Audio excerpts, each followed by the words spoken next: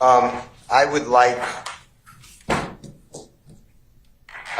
the court to look into the appropriateness, Mr. Copeland, to my observations around your courtroom, outside your courtroom on breaks, is surrounded by several members of law enforcement, the district attorney's office, and prosecutors, potentially other persons. I don't know why a sitting witness under oath is in a room with prosecutors during breaks, mornings, afternoons. It's totally inappropriate.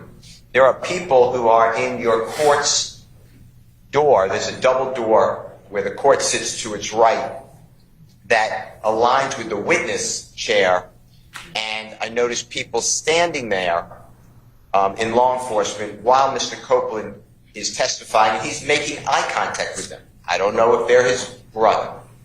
My point to you is this: what gives anybody the right to surround a witness, he's not in custody, and bring a witness? I'm sure Mr. Copeland didn't say to the prosecutors, I don't know this, Your Honor, so if you think I'm wrong, then just strike it from your memory.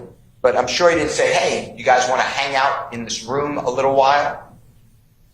So I believe that he is being led on a tether by the prosecutors, and it is coercion.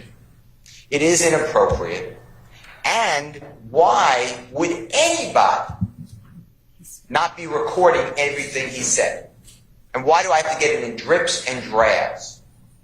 So I am objecting to the tactics of the Fulton County District Attorney's Office and whomever else they may have employed with a citizen, regardless of what the court may think of him, what the prosecutors think. I don't have any thoughts. So please don't put that in. Please don't put that in in the ether. Okay, but that's what you just said, sir. The ether is okay. Clear. The court wouldn't do it. I wouldn't do it either. So why is it happening? I have no interest other than I'm a referee. Well, you're the referee who spoke with the witness without my presence. Mr. Steele, we're not gonna get into that right now. Well, okay? my point is, how is he being treated here? And why don't I have all this? And why is this going on? What an unfair trial for Mr. Williams. Think about it. If you were accused, Your Honor, and the judge met with this witness, with the prosecutor, and you sat next to me and Mr. Adams, you would say to us, what kind of case is this? Now he's being surrounded with all this law enforcement. My point is, Your Honor, we're going to object that this. I'm not going to be interrupted. Mr. Steele, hold on. But you're Mr. Steele? Mr. Steele? Yes, sir. What? Okay. I want to finish. I'm making a record for the court to understand. Well, Mr. Steele. I've never been interrupted in a court except for this one. You allow. But the challenge is in this point in time is that some of the things that you have said at certain points in time are not appropriate. It's not true. Okay, well that's the court's. The court is wrong. Well, you have, everybody has an opinion, and it can certainly be reviewed at the appropriate time. But finish up so you can go ahead and make your record. I'm not interrupt anyone about a prosecutor or anyone. This is a record. This is important. Okay, but it's your allegation and assertion, sir. Okay, so.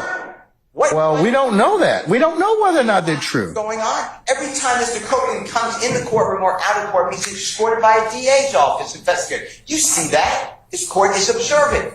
You're not just sitting there in a cloud. You see exactly what's going on. You hear the prosecutor tell you, we were in a room with Mr. Copeland, and he said, why? Okay. Why do I have to bring it up? You should be bringing it up. This is crazy. This is like communist Russia. Mr. Williams is having the worst trial.